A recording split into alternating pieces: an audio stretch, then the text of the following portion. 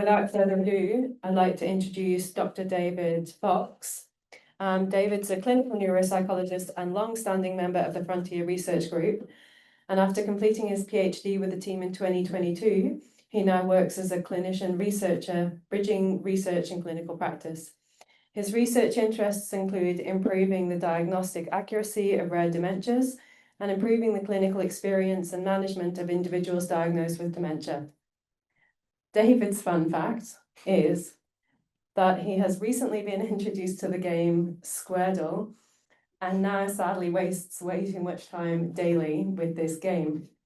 Do we need to stage an intervention? Probably. Great, thank you. And actually, I think this microphone's a bit better, so I might use this. Although it would be great if I could turn the volume up on this one. It's up. That's as far as it goes. Okay. So this one is louder. We can clip it on you if you'd like. No, that's fine. I think if you can hear me on this one, I'll just eat it like a ice cream. Okay, and you know what you're doing. Great, excellent. Excellent. And also, just before I forget, I'm going to be showing, got it.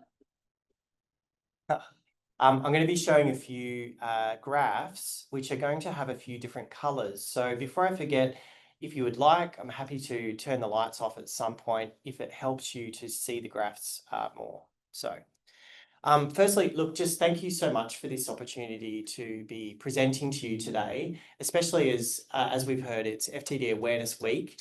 And I think you'll all be quite aware that FTD awareness is just really, it's on another level now. I think that we are learning so many more news articles, of course. Unfortunately, you know, with the diagnosis of FTD with Bruce Willis, this is very much sort of put FTD at the forefront. So it is a privilege to be speaking on this week. Now, preparing for these types of talks are always quite tricky, as I realise I'm talking to a range of people, some who are caring for someone who was recently diagnosed with FTD, and for others, you may be on this FTD journey for quite some time. And so for some people attending this meeting, the information that I'm going to be presenting to you today will be very common general knowledge. But for others, this will be very new information, and it's going to bring up a lot of questions. So I'll try to provide a balanced approach to meeting these two needs, but just know that at the end of this talk, you're very welcome to come find me. I'll provide my email address at the end. Feel free to email me. And as well as this, I'm happy to provide the slides of this talk through email. Before kicking off, these are my disclosures. So in my experience in clinical practice, there are three big questions that patients and their families ask following receiving a diagnosis of dementia. So the first question is, what do I have? Or a better way of phrasing this question would be, what type of dementia do I have? The second is there a cure? And the third is, well, what comes next? And in my opinion, I think that we've made leaps and bounds in this, in terms of arriving at a diagnosis. So our differential diagnoses from a clinical point of view has really improved. And I think things like brain imaging, so the advancements in brain imaging and biomarkers, and what I mean by that is an example would be fluid biomarkers, so bloods. These are really helping in this area. In terms of a cure, well, this is an ongoing uphill battle, which Olivier has spoken of, and which is largely led by big pharma and also people who are experts in what we call neuropathology.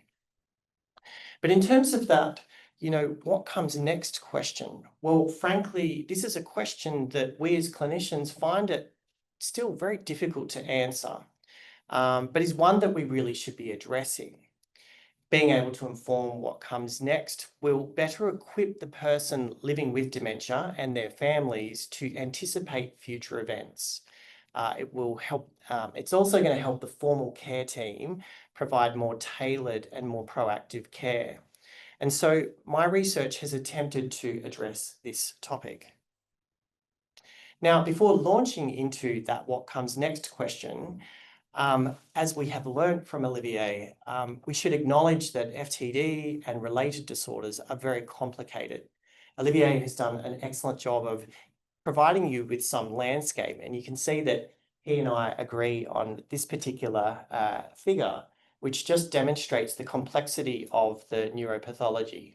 Now, over and above our talks that we have on our Frontier YouTube channel, I would highly recommend going to the AFTD webinars, of which I recently listened to this talk by Professor David Irwin from America, who gave just an excellent landscape of what FTD is and our current knowledge. So keep learning. Look, as an outline for this talk, I'm going to discuss how different aspects of life change over time. Specifically, I'm going to focus on functional capacity. And by functional capacity, I'm referring to this ability to manage day-to-day activities. I'm then going to speak to cognition or overall thinking skills, then various behaviours and eating changes, mood, sleep, and then finally I'll speak about motivation. For this talk, I'll focus primarily on the FTD syndromes, so the behavioural, the non-fluent and the semantic variants. And as we've learnt from Olivier's talk, we use these terms interchangeably. So here I'm referring to the BVFTD, and I'm then speak to NFB-PPA, SV-PPA, but you'll often see, as per our website, that we might use the words PNFA for that NFB PPA term, and we might also refer to semantic dementia. For comparison, I'm also going to include the logopenic variant PPA and Alzheimer's disease for comparison, so we can compare that to the FTD syndromes. And as I've sort of touched on here, we can see here that the non-fluent and the semantic variants belong to this overarching term called primary progressive aphasia, and this is because they are both language-led dementias.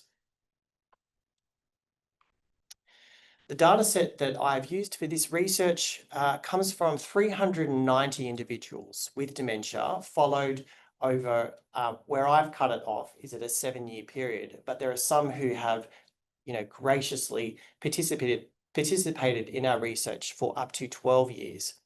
So before moving on, I just wanted to especially thank all of the people who have contributed to my research for me to be able to provide these graphs. So functional capacity. Well, functional capacity, it is this ability to complete tasks or actions that are essential for independent living. In allied health practice, we often categorize these activities into two domains, basic and instrumental. So basic activities, these include tasks such as personal care, dressing, and eating.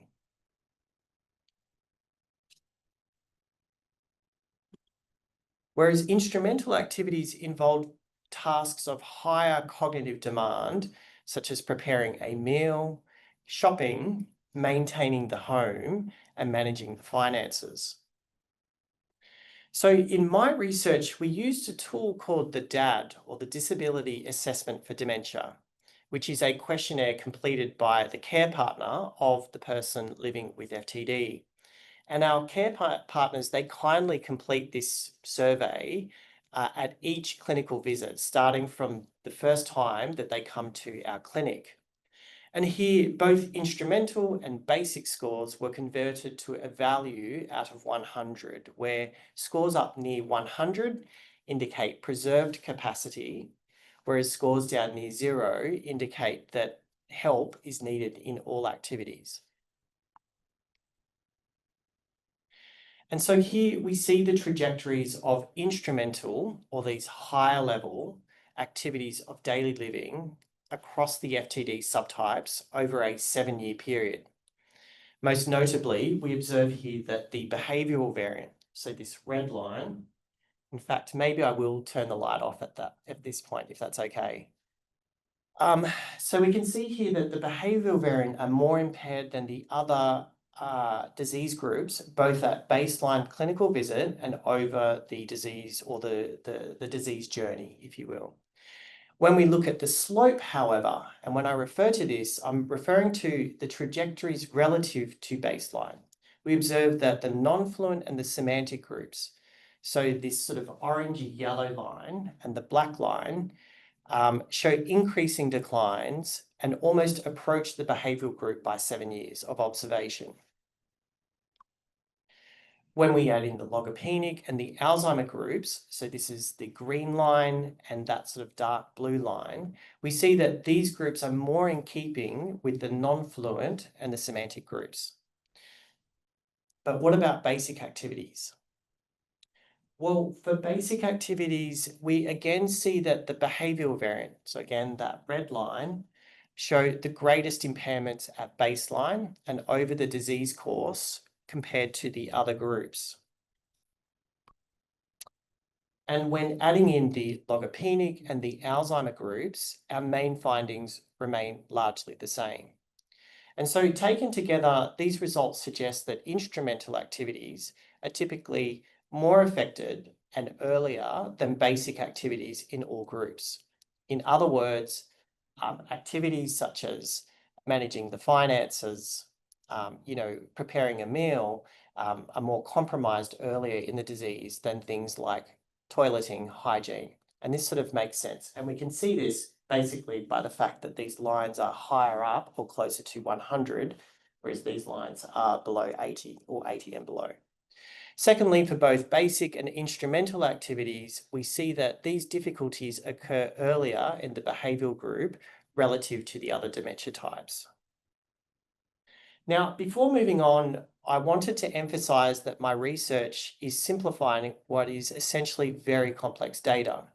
So here, these dots represent real performances on the DAD over many years of observation. And my analyses are trying to use these dots to create trajectories at the group level. However, when we zoom in and we look at these individual data points, we observe a few things, in fact.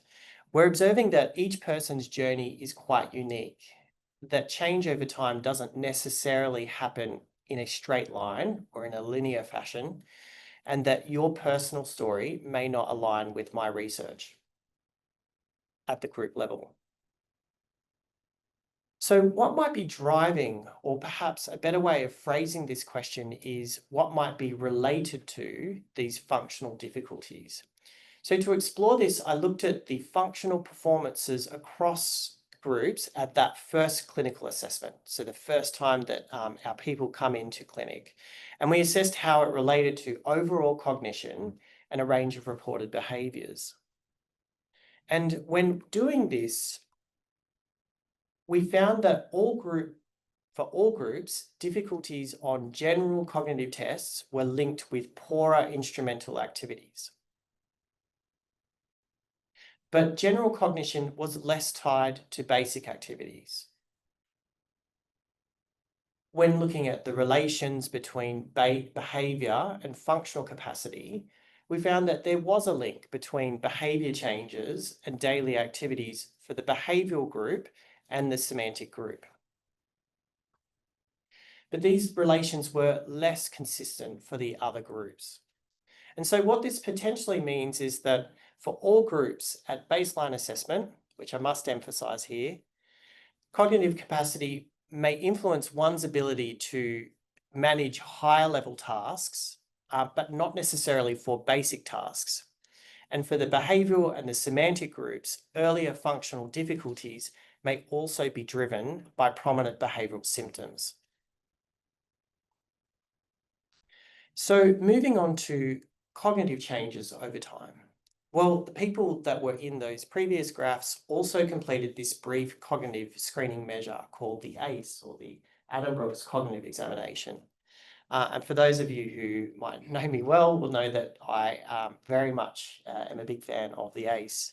It's a great test as it measures these 5 areas of thinking or cognition. So we can see it measures attention, memory, verbal fluency, language, and visuospatial function. And when we add these subscores up, it provides this total score out of 100, where good scores are up near 100, whereas low scores are down near 0.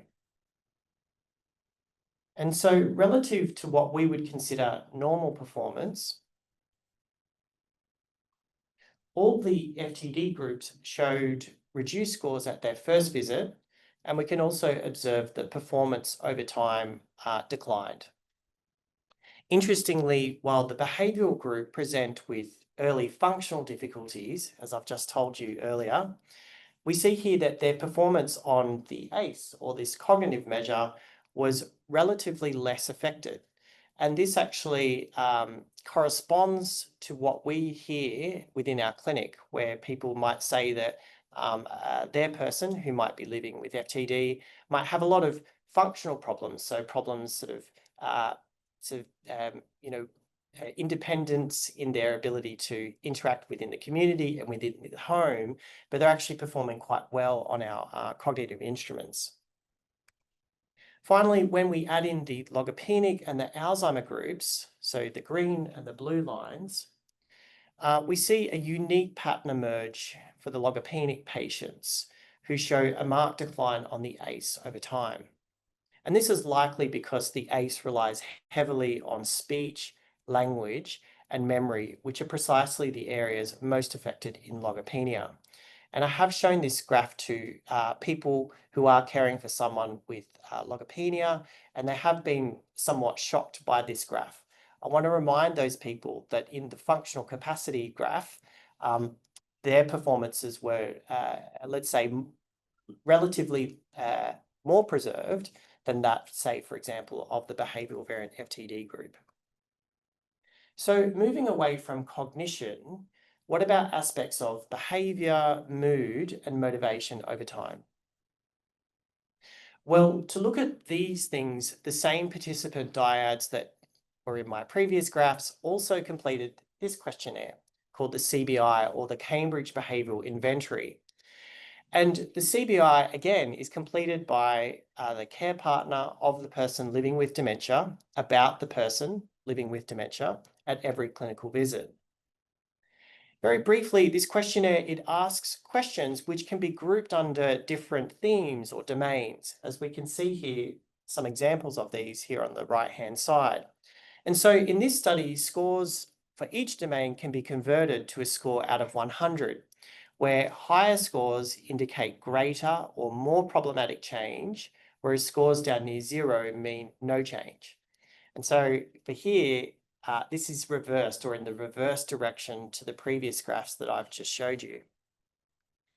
And because of the way that the CBI asks about these frequencies of these behaviours, we could loosely interpret these CBI scores in the following way. Specifically, a score of near 0 means never or no change. A score of around 25 means a few times per month. 50 means a few times per week. 75 means daily, and 100 means constantly. These are approximate values, however, so please do take these values with a grain of salt.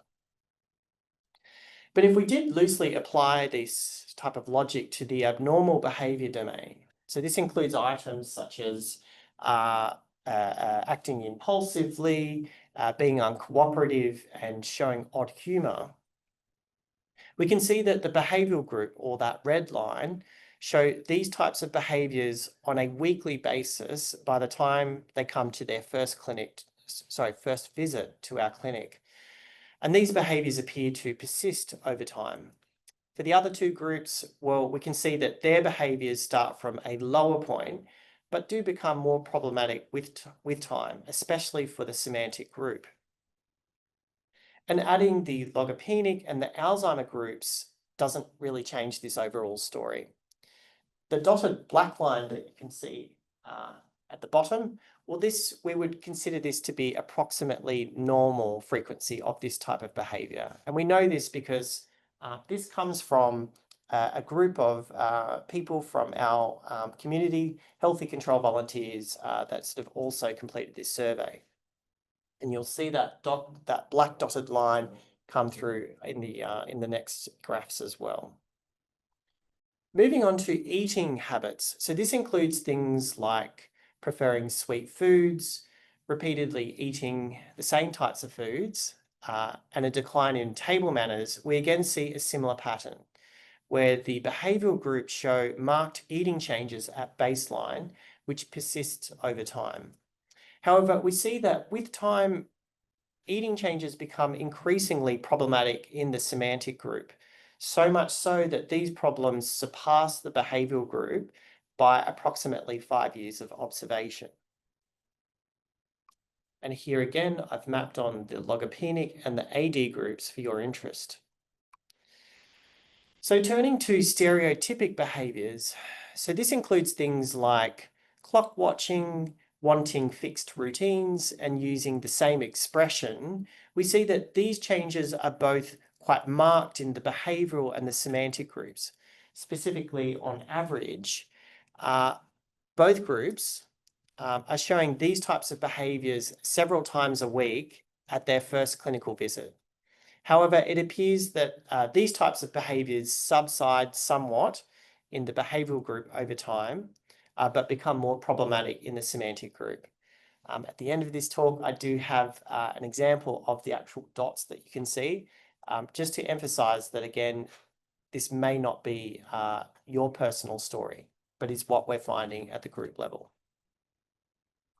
And again, here the logopenic and the Alzheimer groups show similar patterns to the non-fluent group. Finally, in terms of beliefs, so these are things like, seeing things that aren't there, hearing voices, or holding on to odd beliefs that are true. This appears to be less common across all groups and over all disease stages. Okay, so moving on to mood, sleep, and motivation. If we first turn to mood, so this includes crying, appearing sad, or being restless, we do see differences across the groups, but there doesn't appear to be too much change over the observational period. When adding in the logopenic and the Alzheimer groups, this doesn't appear to change that picture too much. For sleep, here, this sleep domain includes two items. So the first is sleep disturbed at night? And the second is, does the person sleep more during the day? And from these findings, we see that, again, the behavioural group have marked changes at baseline, but the other groups show increasing changes in sleep patterns with time. And including the logopenic and the Alzheimer groups doesn't shift this pattern. As I mentioned, it's a bit hard for me to quantify or qualify exactly what's going on here because this is a combination of both disturbed sleep at night and is the person sleeping more during the day.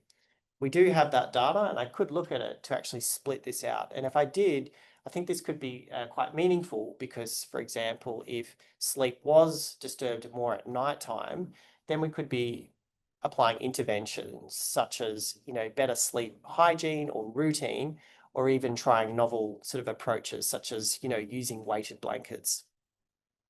So I really would like to look at this in more detail in the future. Finally, when we look at motivation, so this includes things like maintaining interests in hobbies and keeping socially engaged within and outside the family, we do see that this is a particular problem for the behavioural group at baseline, and that these problems, they persist with time.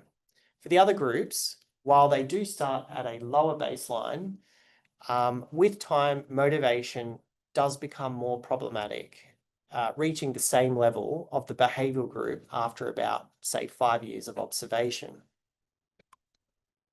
And again, here are the logopenic and the Alzheimer groups, which show a similar pattern to the non-fluent group.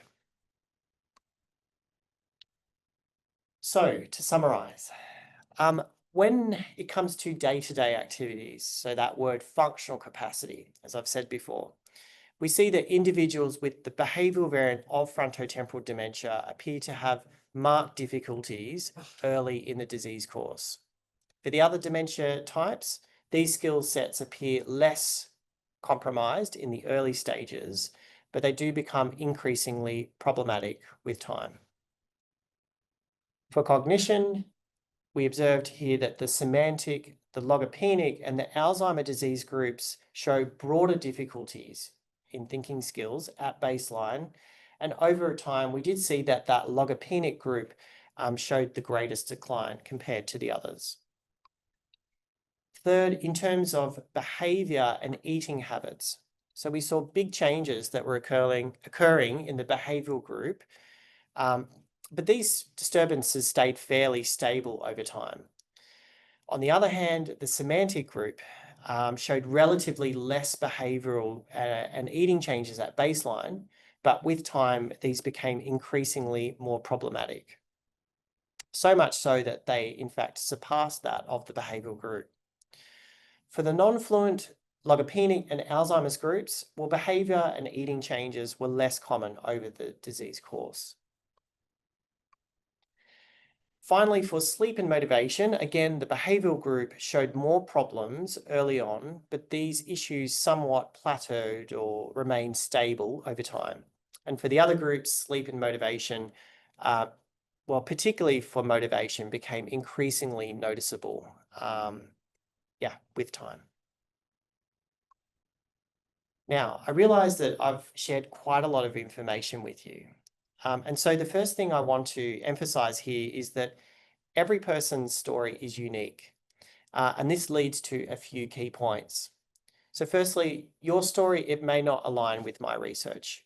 And that's because my work has really zoomed out to look at group differences. But individual experiences, they often sit outside of these averaged patterns. Secondly, while my research shows these linear or straight line trends, the reality is that each individual's journey is likely non-linear. And to illustrate this point, this is real data of reported mood scores over time. And when adding in these red lines to show individual journeys, we see that each of these persons' experiences fluctuates, with some showing some real sharp changes over time, and with only just a few of them showing a steady course with time. And I think this variability, in part, can sort of explain why clinicians really do find it difficult to predict what does come next at the individual journey. But with that said, I do think that we in the research field need to be trying better to actually address this issue. And so, if you talk to me in the corridors, you'll know that I get very excited about statistics and machine learning and this word artificial intelligence. And I do, not because I'm just interested in how clever it is, but how it could potentially be applied. So for example, that we might be able to create algorithms that would be able to predict what might happen at the individual level. The second point I want to make here is that from a carer's perspective, not all symptoms are equal. And so the symptoms that occur most might not necessarily be the ones that are causing the greatest distress. So for example, from my observations, mood, so things like episodes of crying, these appear less common in frontotemporal dementia. But from what I can observe from my data, and of course what I can observe from when people speak to me in the clinic, even one episode of crying can be extremely distressing for the family and for the friends and care partners. And so I guess my advice is to pick your battles, to choose the things which bother you and bother your person most, rather than focusing on the things that are most frequent. Finally, I'm aware that for some, the information that I have presented could be quite overwhelming. And so my hope is that by sharing these findings today, this might help you feel better informed and more confident to speak or to seek, support both now and in the future. We know that interventions and using allied health activities such as, occupational therapy, speech pathology as per Penny, and even physio can help and make a real difference. Building the right support team early on can improve quality of life for both you and for the person and your person. And I'm not no expert in this field. I know Penny certainly is in the field of speech intervention, but I just wanted to provide these for you. I know you won't have time to scan these QR codes now. You can scan them later as I provide slides, but this is just to provide you that there is actually real evidence. So systematic, peer-reviewed evidence to suggest that these interventions are working. And so it's not just anecdotal sort of things that we say in the clinic. Further, if you did want to explore interventions or even any other topic, then I would encourage you to actually go to Google Scholar. And this is a different website to Google. And you can type in your theme or topic, find articles that interest you, and take those articles to your health professional to discuss them further to see what they think about what you have found. Finally, I provided these QR codes earlier, but the project or the graphs that I showed you earlier come from these two studies, as well as a few others. So again, I can send these to you later if you'd like. And with that, I'm going to end and I'll thank you. So thanks.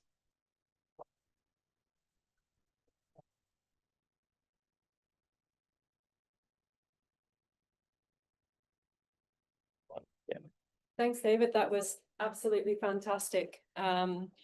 Really love how you just kind of present your research, but then also really translate it for us and explain how that makes a difference in our everyday life. I'm sure we've got some questions. We've certainly got some online, I think. Any? Is that all? Uh, Any in the room first? What I might do is, if I've got this opportunity and there's no questions, I wanted to actually promote this particular program, which is being hosted by Professor Anita Miyoshi from UAE or UEA, University East Anglia. Anita was one of the founding members of Frontier. She's an occupational therapist, and she sort of built this, let's call it a toolkit, or hadn't prepared for how to explain this. So basically, it's a series of information or psychoeducation about FTD, and it goes through all types of domains, so over and above language, behaviour, cognition. And so if you were thinking, what else could I be doing? How can I learn more over and above what I've showed you? I would recommend sort of scanning this QR code, which will be out there in the table, and registering your interest in participating in that. Only 2 weeks ago, it became registered for international studies. So that means Australians can now participate. As well as that, the support groups of Carer Conversations, which I know will be plugged a bit later. Just a comment with that. I've actually just done my first interview with them and they were amazing. Is that this thing? Yeah. Very experienced people, and I would highly recommend what they're teaching is correct. So yes. So they're asking the right types of questions. Yes. Yeah. Excellent. Thank you.